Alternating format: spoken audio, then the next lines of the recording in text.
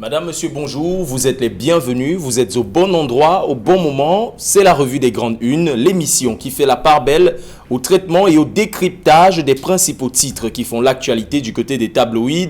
Et je vous invite à vous installer confortablement et à parcourir avec nous les titres parus dans les journaux qui constitueront l'ossature de cette autre livraison de votre programme quotidien. Ouvrons le bal avec le journal La Nouvelle Expression, le journal de Mobile Bonaquaman qui s'intéresse à la géostratégie ce matin et titre en sa une « Quand la Russie effraie l'Occident ». C'est le titre de La Nouvelle Expression de ce matin, alors que le secrétaire d'État américain Anthony Blinken, en visite du côté du Sénégal, a fait savoir que son pays met en garde le groupe russe Wagner, déjà présent en Centrafrique, contre toute ingérence au Mali. Un soutien affirmé des États-Unis à leurs alliés français qui, pour la première fois depuis la colonisation, commencent à perdre des positions stratégiques du côté de l'Afrique. Nous parlerons également économie ce matin avec le journal Le Jour qui s'intéresse à la vie chère et nous dit que ça chauffe dans les marchés. Ça chauffe dans les marchés, c'est le titre du journal Le Jour ce matin, alors que depuis à l'approche des fêtes de fin d'année, les prix de certaines denrées alimentaires sont de plus en plus en hausse de ce côté-là. La faute, certainement, dit le journal, aux différents frais de douane qui sont imputés à l'entrée de certains produits sur le territoire camerounais. Malheureusement, cela impacte fortement sur le panier de la ménagère alors que nous sommes à quelques semaines seulement des fêtes de fin d'année. Le Messager, lui aussi, s'intéresse à cette flambée des prix sur le marché et titre que le gouvernement est pris au piège alors que ce dernier s'est positionné en faveur de l'abattement de 80% sur le fret maritime à l'entrée de chaque produit sur le territoire camerounais. Malheureusement, un imbroglio vient s'immiscer dans cette décision gouvernementale qui pourrait bien entraîner une sorte de déséquilibre entre l'offre et la demande sur le marché et tuer l'économie locale. Le gouvernement qui se trouve aujourd'hui dos au mur face à une décision qui pourrait bien entraîner un choc sur le marché local. C'est ce que vous propose le journal Le Messager. Nous parlerons de sécurité interne, mesdames et messieurs, avec le journal Émergence. Émergence qui nous informe que dans la lutte contre l'insécurité dans la ville de Douala, plus de 50 personnes ont été mises aux arrêts durant le week-end dernier. Une décision du délégué régional à la Sûreté nationale qui a redoublé d'efforts et mis en branle encore plus de troupes pour assurer la sécurité dans la ville de Douala à l'approche des fêtes de fin d'année. Mutation qui s'intéresse justement à ces hommes qui mettent aux arrêts des individus qui se sont distingués par le fait de désobéir aux lois et le journal qui se demande si finalement ce n'est pas au sévice de tous que les forces de maintien de l'ordre se mettent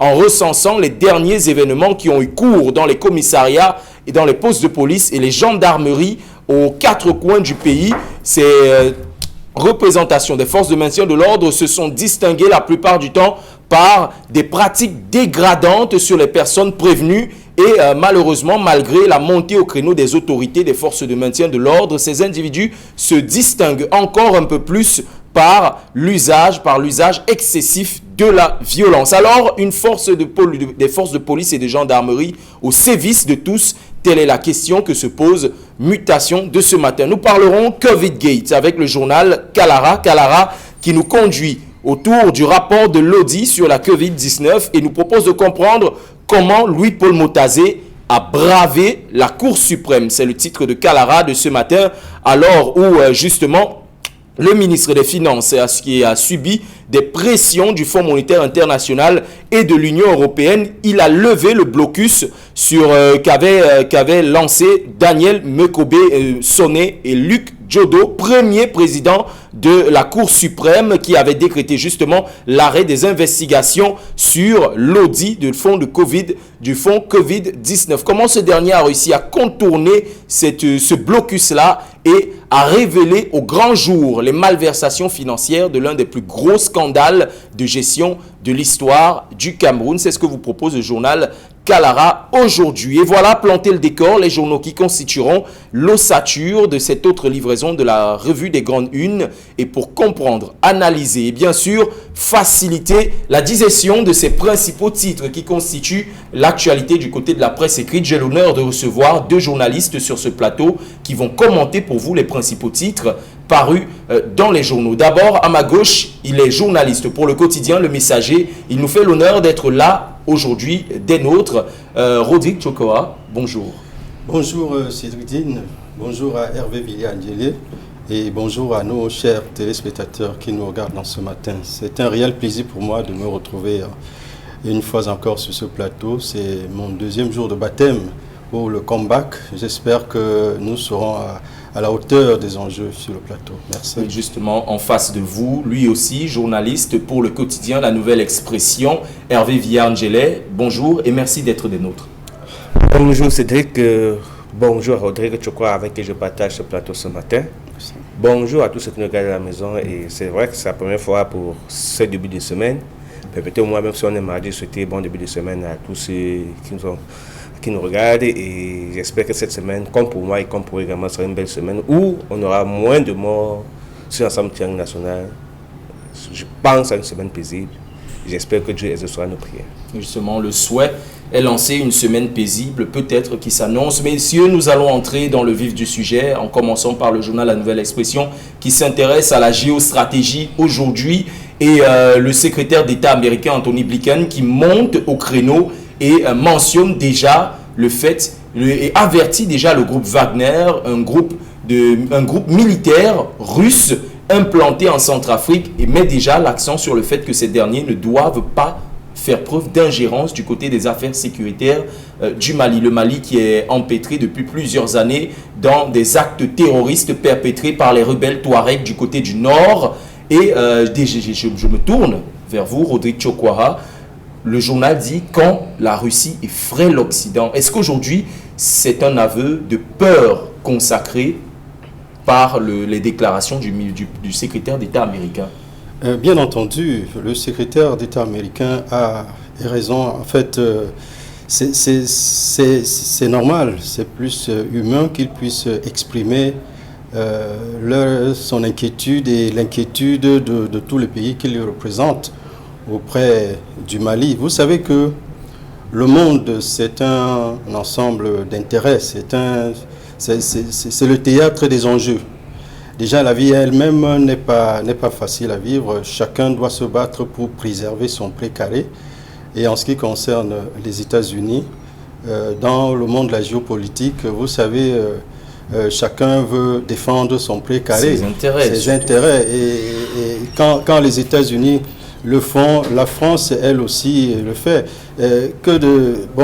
La Russie, effectivement, depuis un certain temps, est en train de se déployer dans certains pays pour se positionner. Vous savez que dans le monde de la géopolitique, les grandes puissances essayent de mettre les pions pour préserver leurs intérêts et c'est ce qui se passe dans cette actualité que relève la nouvelle expression. Justement, l'ONU ou encore la France qui est embarquée dans l'opération Barkhane du côté du Mali depuis plusieurs années. On a vu du côté de la Centrafrique les forces de Wagner qui ont plusieurs fois enrayé les tentatives de prise de la capitale Bangui par certaines milices rebelles. Aujourd'hui, est-ce que d'aucuns auraient tendance à dire que ces milices-là auraient été mises sur pied par les puissances occidentales pour déstabiliser la Centrafrique, mais qu'aujourd'hui, la Russie joue le rôle de gendarme de ce côté-là? Est-ce que les États-Unis n'ont pas peur un tout petit peu que la Russie vienne contester justement ce rôle de gendarme qu'il endosse depuis plusieurs années aujourd'hui à travers le monde? Oui, il faut dire que la sortie du Premier ministre américain, autant pour moi, n'est pas une sortie hasardeuse. Elle est très importante dans ce sens qu'elle resitue, n'est-ce pas, les enjeux dans les conquêtes des pouvoirs et même dans la conquête des espaces sur le plan mondial. Aujourd'hui, vous vous souvenez que la fameuse guerre froide n'est pas terminée entre les États-Unis et Ce sont des réminiscences de la guerre froide. Pas seulement des réminiscences, des rebondissements, parce qu'en fait, même si on ne voit pas de manière directe ces deux pays, n'est-ce pas, s'affronter, mais s'affrontent toujours, comme l'a dit la guerre froide, par pays interposés. Et vous savez effectivement que le sentiment anti-français développé en Afrique depuis un certain temps a démontré à suffisance que les Africains ne veulent plus des Français, qui ont maintenu, après la colonisation, les pays africains dans le sous-développement criard. Et les Africains aujourd'hui ont besoin de changer, de passer à autre chose.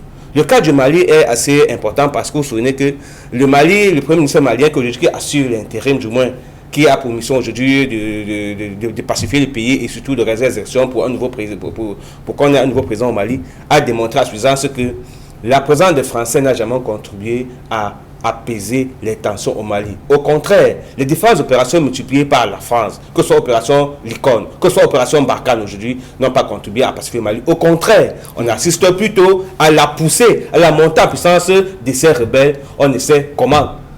Et vous voyez donc que chaque fois qu'il y a des interventions des Français, le Mali n'a pas profité. Donc, ils ont pensé qu'il faudrait pas seulement faire avec les Français, avoir de l'aide un peu partout, s'ouvrir.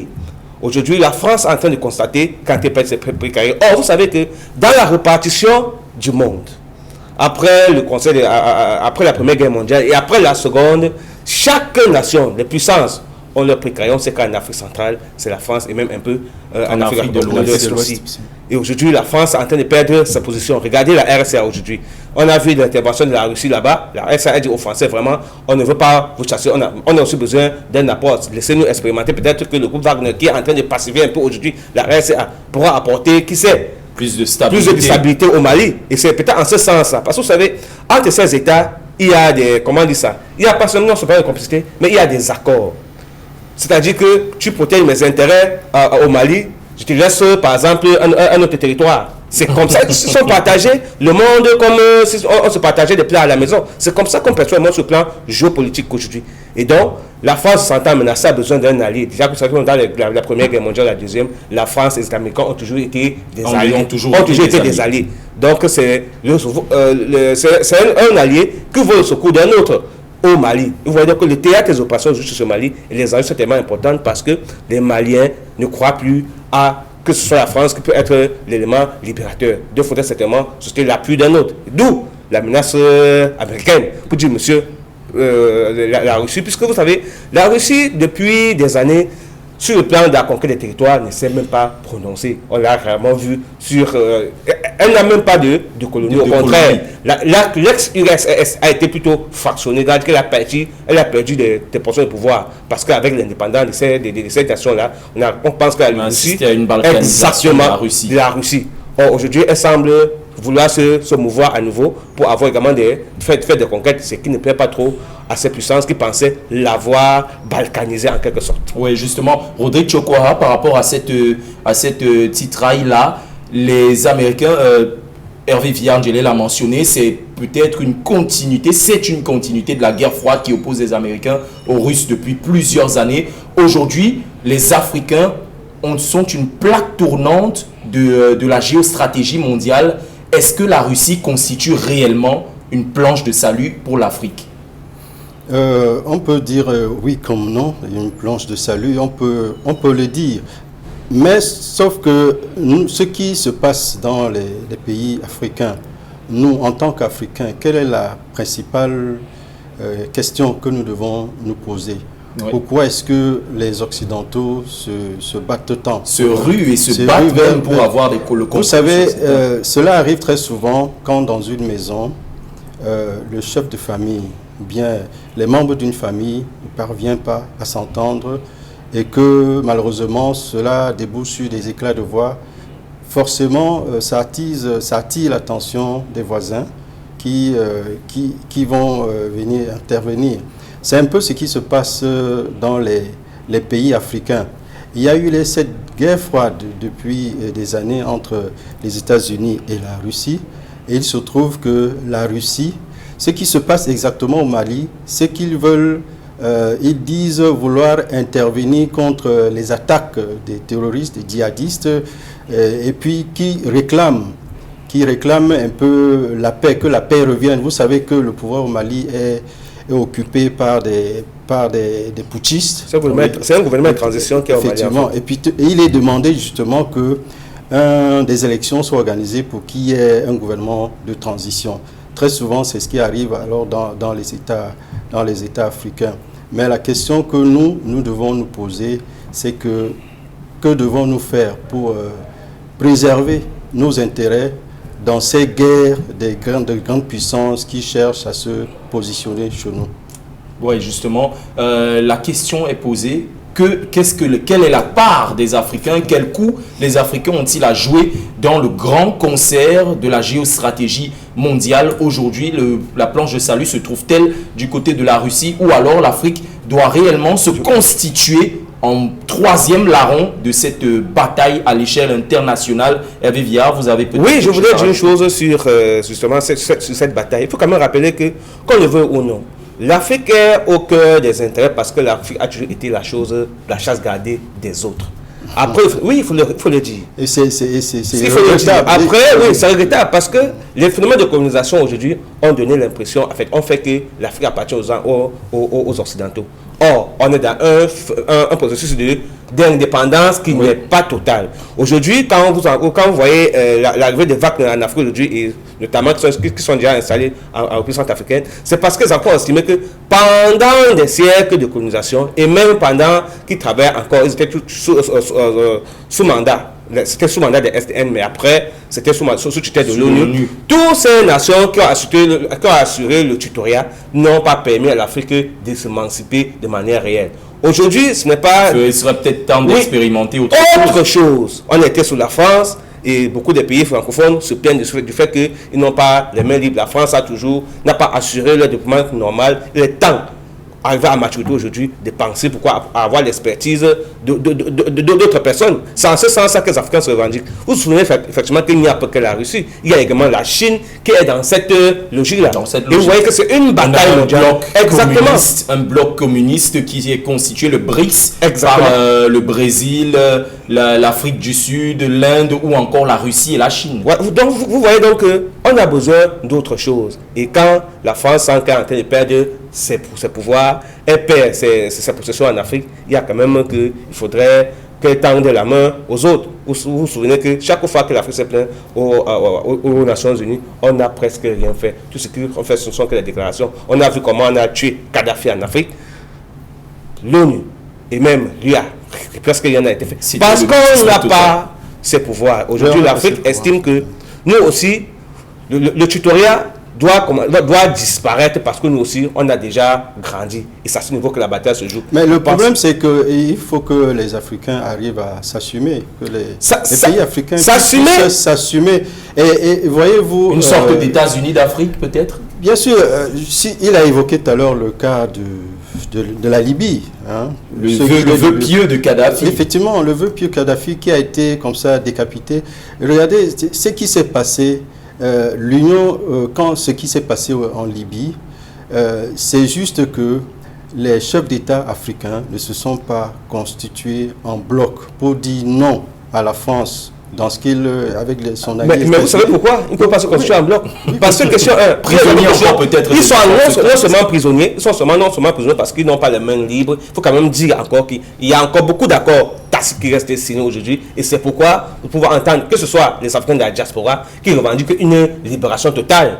Vous savez, en matière d'intérêt, il n'y a pas de libération totale. Du moins, même quand vous pensez être libéré, il y a qu'on utilise d'autres moyens pour toujours vous assujettir. Oui. Et il faudrait que l'indépendance de l'Afrique doit être une indépendance d'abord financière. Et il faudrait que nous, Africains, nous commençons à travailler d'abord sur la preuve. Sur nous, tous les leaders qui pensent ainsi, vous savez comment ils disparaissent. Ils sont assassinés. On ne parlera pas de Lumumba ici encore. Vous savez pourquoi? Chaque fois que vous revendiquez l'Afrique aux Africains, uniquement aux Africains, malheureusement, ce qui se passe, c'est que c'est parfois avec la complicité des Africains. Des Africains. Oui, mais bien sûr, mais parce qu'on n'espère toujours cette faiblesse qui existe en nous et qui existe en tous les hommes. Oui, justement.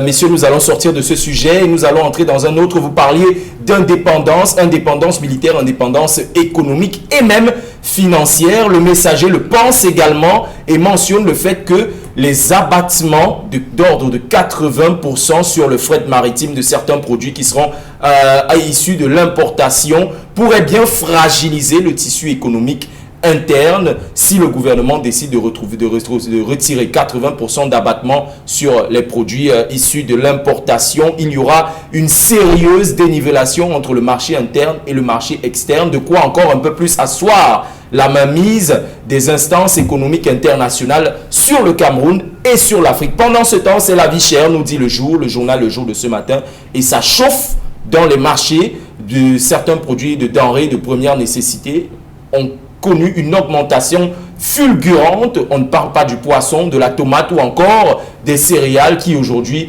sont devenues un luxe pour certaines ménagères au Cameroun. Rodrigue Tchokwa, je vous pose d'abord la question aujourd'hui. Le quotidien Le Messager mentionne que les 80% pourraient bien sonner la mort des champions locaux au niveau des champions nationaux dans l'économie camerounaise.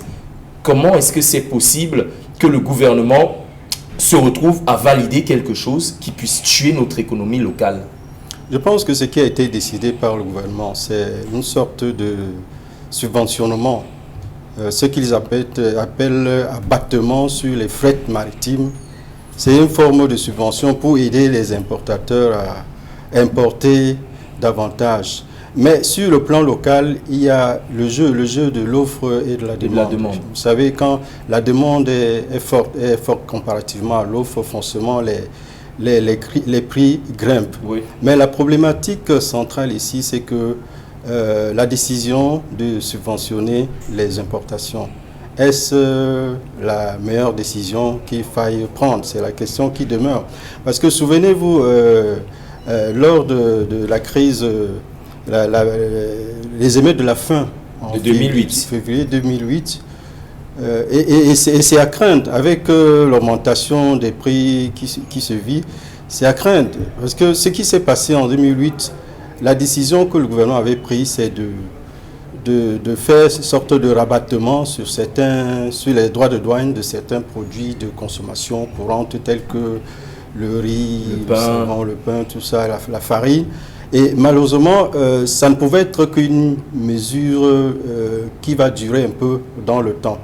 Parce qu'il fallait un peu rentrer en profondeur.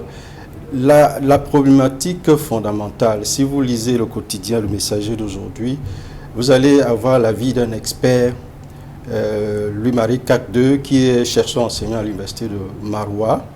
Il dit exactement que cette solution du gouvernement de subventionner les importations n'est pas la bonne. Il va falloir que le gouvernement pense une réelle politique d'encouragement de la production locale. Parce que c'est ça qui peut résoudre le problème. Parce que davantage, quand nous importons, c'est les devises qui partent à l'extérieur. Alors que ce que le citoyen consomme, ça doit rester à l'intérieur du pays. Ce qu'il faille faire, donc, c'est le gouvernement devrait encourager les productions locales, puisqu'il y a plusieurs produits, les productions locales, de telle sorte que cela puisse jouer sur notre économie et favoriser une grande consommation. C'est vrai qu'on ne peut pas se fermer totalement de l'extérieur. On peut juste faire une sorte de péréquation et permettre à que les produits qui sont tels que le riz, il y a des produits qui peuvent être produits. Qui peuvent être produits ici, notamment du côté de la localité de Ndor, dans le nord-ouest. Donc, encourager ce qui est faisable et puis permettre qu'il puisse avoir des importations que sur les produits dont on n'a pas la maîtrise de production. Oui, justement, par rapport à cette décision d'abattement, le JICAM est monté au créneau, le groupement interpatronal. Le gouvernement parle d'un abattement de 80% sur le fret maritime, alors que ces importations avaient connu une augmentation fulgurante de l'ordre de 400%. Le JICAM qui dit que ce n'est qu'un coup d'épée dans l'eau. Ça ne servira à rien. En janvier 2022, les importateurs connaîtront toujours le même souci avec les produits qui entrent sur le territoire. Oui, permettez-moi avant de répondre à cette question de présenter l'environnement économique du Cameroun dans lequel il se trouve. La première question, qui importe au Cameroun? Ce ne sont pas les Blancs qui importent chez nous, non, au contraire. Les importateurs au Cameroun sont les hommes d'affaires camerounais. C'est eux qui se font du chiffre, c'est eux qui se font du beurre. Donc, quand on fait cet abattement, effectivement, c'est à leur profit. Donc, il faut dire que ça profite aux importateurs camerounais. Il faut reconnaître qu'ici que l'économie camerounaise est à majorité, est extravertie, dépend de l'extérieur. Parce qu'en termes de production locale, qu'est-ce qu'on produit chez nous? On ne produit presque rien chez nous. On a des matières premières, le cacao. Je dis bien que non. Ça, c'est un produit de rente qu'on importe, on exporte simplement. Mais en termes, quand vous faites le ratio entre l'importation et l'exportation, vous vous rendez compte qu'on importe plus que on exporte. La balance est donc, ça veut dire très très difficile. Ça veut dire que nous ne vivons que de ce qu'on produit à l'étranger. Je prends l'exemple d'un aliment qu'on consomme dans tous les ménages du Cameroun, le riz. Le riz. Imaginez que la boîte du riz au marché aujourd'hui c'est 125, 150. Et quand on ne fait pas ça l'abattement, les familles ne peuvent pas se nourrir. Donc on a beau, le JICA a beau dire c'est un coup d'épée dans l'eau, sauf que ça va aider les ménages. Parce que, mais permettez-moi, je développe en arrivant. Oui. Ça va aider les ménages, ne serait que pour l'instant. Même si c'est une solution qui ne devrait pas être définitive, même si c'est éphémère la solution. Parce qu'en fait, ça permet que, vous savez, on a pris de fin d'année des produits de autoconsommation.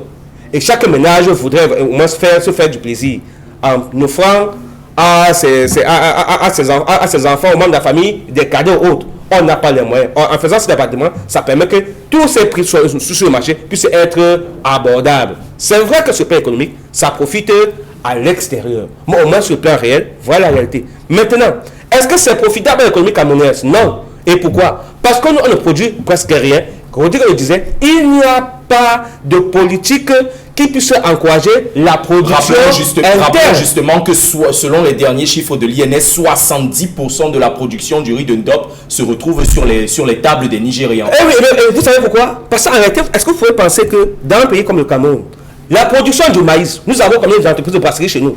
Je vous dis, on a au moins 4, au moins 5. Vous savez où est-ce qu'on importe le maïs?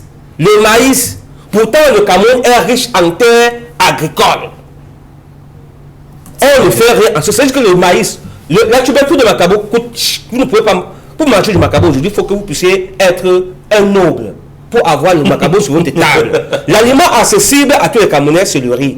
Et il y a une étude qui a été faite en 2018 qui montre que l'aliment le plus consommé au Cameroun, c'est le riz sauce tomate. Voilà les choses qui sont accessibles. En dehors de ça, les tubercules, le manioc, la banane. Vous ne pouvez plus manger la banane. Vous savez pourquoi? Parce qu'on ne la consomme plus, on ne cultive plus beaucoup. Pourquoi est-ce que les gens ont déserté les plantations? Il faudrait tout simplement que, pour casser cette dynamique, il faudrait qu'il y ait une réelle politique d'encouragement du maire du Cameroun. C'est vrai, il y a des initiatives locales qui sont faites, qui sont prises, et c'est en ce sens-là qu'on devrait les encourager. Mais ne pas perdre de vue que on dépend toujours de l'extérieur et trouver des moyens pour que ce soit un processus qui se fait de manière progressive. Qu'on passe de 70% des importations, pourquoi pas? On se fixe un cap en disant que d'ici 2025 ou bien 2026, on passe à 40. Non, qu'on passe au moins à 65. Vous voyez, progressivement à 60, 50. Et ainsi, on équilibrera la balance commerciale du Cameroun. Mais si on passe le temps à dire, on a fait ceci, mais l'État le fait parce qu'il tient compte de certains éléments. Si on dépend, regardez tout ce que nous portons comme habit. Le tissu produit par SICAM, vous ne pouvez pas l'acheter. Vous savez pourquoi? Parce que SICAM, au contraire, on nous importe des pannes partout. Il faut bien justement que pour que les Camerounais s'habillent, de la friperie. Qu'on essaie de voir, de réduire les prix de douane pour que vous puissiez vous habiller. Parce que vous n'avez pas les moyens de le faire. Et quand l'État le prend, que ce soit une mauvaise décision, non. Ça permet au moins que l'on vive au jour le jour. Mais le Cameroun ne devrait pas vivre au jour le jour. Il faut justement qu'à côté de ces politiques, qu'on mette des politiques pour inciter au développement. Pour inciter à la consommation locale d'abord. Non seulement à la consommation, à la production locale. Parce qu'il faudrait d'abord qu'il y ait production locale avant consommation. Les produits de manière locale sont plus chers. Mais vous savez pourquoi? Parce que les matières premières ne sont pas accessibles. Quand vous allez acheter la banane, quand vous allez à Djombe? Non, pas à Djombe. Pas à Djombe. Quand vous allez, disons plutôt à Yabassi. Oui. Vous avez un régime de planté, vous allez acheter là-bas. Vous venez faire les chips à Douala. Le paquet des chips a été comment? Parce que non seulement ça a des difficultés au niveau du transport. De la marchandise. Il y a même l'état de la route qui n'est pas bonne. Pourtant, les produits là-bas sont accessibles. Le transport vous revient 2 fois ou 3 fois le prix. Il faudrait que vous vendez pour pouvoir vous en sortir. Voyons que ce sont des choses sur lesquelles l'État qui voudrait encourager la production. devrait s'investir et encourager les producteurs, parce que je ne pense pas qu'il y a une politique dans ce pays pour inciter les startups en matière agricole à se mettre sur pied, pour que ces produits puissent être accessibles, que sur le marché, que j'ai le choix entre les chips importés et les chips du Cameroun. Vous pensez que ces chips du Cameroun coûtent 50 francs ou 100 francs, de même titre que les chips qui sont importés, j'aurais le choix de quoi? De consommer local. Voilà. La réponse est toute posée, Hervé Villandjellet. Nous allons entrer dans la dernière thématique de cette émission. Nous parlerons de sécurité interne. Le journal Émergence qui mentionne que plus de 50 personnes ont été arrêtées dans le week-end, durant le week-end, la résultante, la conclusion d'une vaste opération menée dans la lutte contre l'insécurité dans la ville de Douala, et le journal Mutation qui s'intéresse justement aux bavures policières qui sont récurrentes dans les postes de gendarmerie et de police également. Est-ce que la police ou la gendarmerie est au service de tous? Voilà la question du journal Mutation d'aujourd'hui. Nous sommes à l'approche des fêtes de fin d'année, Rodrigue Tchokoara. On observe, comme chaque année, un déploiement peut-être un peu plus massif des forces de maintien de l'ordre. Mais à côté de cela, les récents événements survenus au commissariat du 9e arrondissement nous poussent à nous poser des questions. Est-ce que nous sommes finalement plus en sécurité avec nos bandits qu'avec les policiers eux-mêmes? Disons qu'on est plus en sécurité, on est plus en insécurité avec les bandits, je voulais dire. Et justement, les policiers, généralement les forces de maintien de l'ordre sont là pour nous sécuriser. C'est vrai que le gouverneur a tenu une réunion hier, une réunion de crise pour pouvoir préparer à ce que les forces de maintien de l'ordre puissent assurer la sécurité pendant les fêtes de fin d'année qui arrivent. Mais il faut dire que c'est des actions qui me semblent quelque peu ponctuelles et puis limitées dans le temps. Parce qu'il faut le dire, notre pays, de façon générale, la ville de Douala en particulier, est en proie à une grande insécurité. Et il suffit simplement de regarder comment les gens circulent dans la ville, la prolifération des mototaxis, c'est criard. Même la circulation même dans la ville de Douala est insécure, voyez-vous. Et cette insécurité, lorsqu'on parle d'insécurité à la veille de fin d'année, est-ce que la crise au Nozo, le nord-ouest et le sud-ouest, est-ce que c'est résolu? Est-ce que nos frontières sont sécurisées? C'est autant de choses. Il va falloir vraiment... vous savez, pour revenir même à la question de la vie chère, c'est-à-dire que tout est question de gouvernance politique. Tout est question de gouvernance politique, parce que c'est la politique qui régule tout. C'est la politique qui régule l'économie. C'est la politique qui donne l'orientation aux lois. C'est la politique qui oriente les choix de la société. Donc, si à la tête de l'État, nous n'avons pas une bonne gouvernance, vous conviendrez avec moi qu'on va peut-être droit dans le but.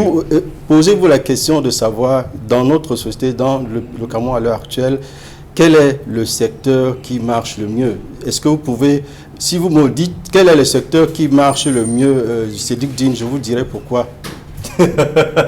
Quel est le secteur qui marche le mieux? Une dernière question pour sortir de là. Malgré les décisions de certaines autorités des forces de maintien de l'ordre, on observe encore cette dégradation de la prise en charge des personnes qui sont interpellées par la police ou la gendarmerie. Pourquoi cet excès de zèle de certains éléments des forces de maintien de l'ordre dans la gestion de la sécurité au Cameroun? Oui, mais il faut dire que la réponse est très simple. C'est parce qu'effectivement, on tarde à frapper, on tarde à punir.